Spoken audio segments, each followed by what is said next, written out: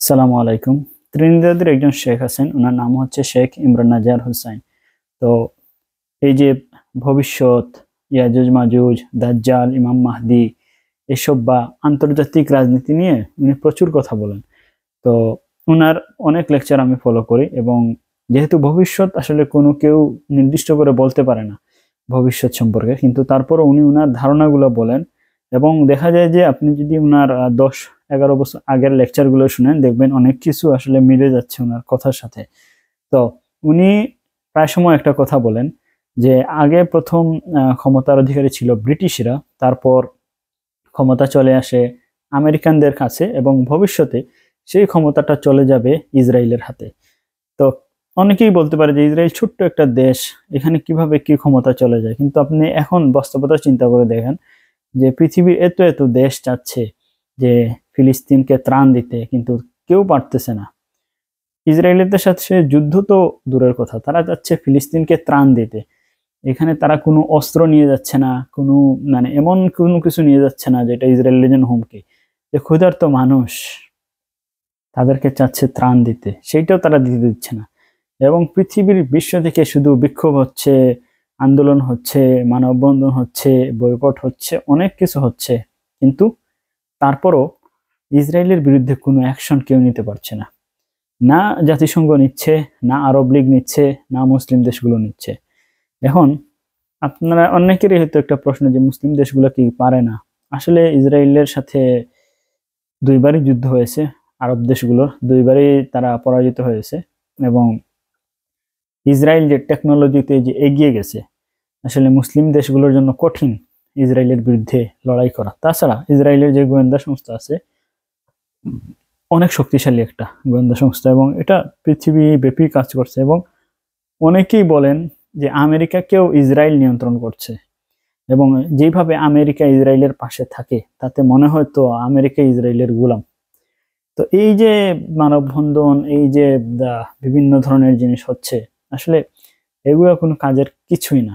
আমি মনে করি তো এগুলো কোনো কাজের কিছুই না। আমি বাংলাদেশেও যেমন এইসব আন্দোলনে ছিলাম, নিজেকে সম্পৃক্ত করেছিলাম, ডেনমার্কে আসার পরও এইসব আন্দোলনে আমি গিয়েছি।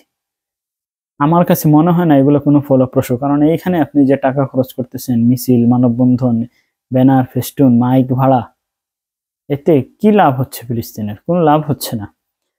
এইগুলা আপনি যদি ডেমোক্রেসির কথা বলেন যে আমরা আন্দোলন করব, জনমত গঠন করব, চাপ দিব, এই চাপ দিয়ে আসলে কিছুই হবে না। কারণ ইসরায়েল ইসরায়েলি, ওর ভিতরে মানবতা নাই।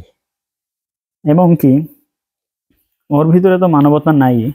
কারণ আমরাও যে খুব একটা মানবতার কথা বলি, আমাদের ভিতরও কতটুকু আসলে ইমানি জজবা আছে, কতটুকু আসলে আমল আছে, আমরা মানে আমাদের ভিতরে তো অনেক কিছু নাই। যেমন অনেকে এখন আমেরিকার ভিসা পাওয়ার জন্য ফিলিস্তিনের পোস্ট গুলো করে না। ফিলিস্তিনের পক্ষে আগে যা পোস্ট করছিল সব ডিলিট দিয়ে দিছে। কেন? কারণ আমেরিকা এখন চেক করে, যে আপনার প্রোফাইল চেক করবে আপনি ইসরায়েলের বিপক্ষে কিছু বলছেন কিনা, ফিলিস্তিনের পক্ষে কিছু বলছেন কিনা। ওই যে যে আমেরিকায় তার জীবনেও যাবে না, যার আমেরিকায় জীবনে যাওয়ার চান্স নাই, সেও আর পোস্ট করে না। কেন? ওই যে আমেরিকা। তো এই যদি হয় অবস্থা, তো আপনি কিভাবে কি করবেন?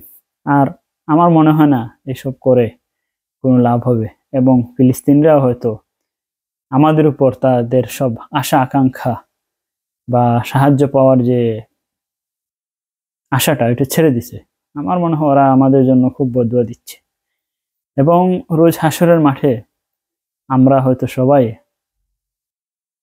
এর জন্য জবাবদিহিতে, অবশ্যই আমরা এর জন্য জবাবদিহি করতে হবে। এবং আমাদের জন্য খুব খারাপ একটা আখিরাত হয়তো অপেক্ষা করছে। আল্লাহ আমাদেরকে মাফ করুন। আমরা আসলে এটা হবেই। এবং আমি সেই শেখ ইমরান নাজার, যার কথা প্রথম বলছিলাম, উনি বলছেন যে আমি ইসরায়েল হবে নেক্সট সুপার পাওয়ার। এবং আমি মনে করি already Israel next super power হয়ে গেছে।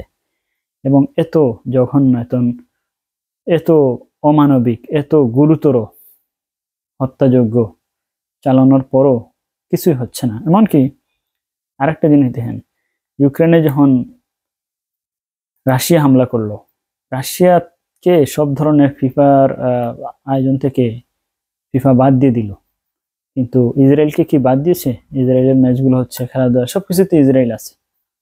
তারপরও আছে, কারণ আমার মনে হয় তারাই এখন সুপার পাওয়ার, কিচ্ছু করার নাই। তো আসলে আল্লাহর ক্ষমতার কাছে কোনো ক্ষমতাই কিছু না।